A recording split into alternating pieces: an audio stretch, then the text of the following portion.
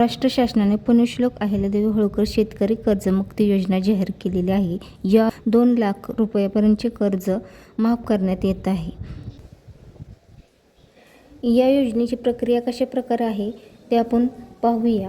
या योजनेची संपूर्ण प्रक्रिया टप्प्याटप्प्याने पार पडणार आहे. बँकांकडून पात्र कर्जदारांची माहिती शासनाच्या पोर्टलवर अपलोड केली जात आहे.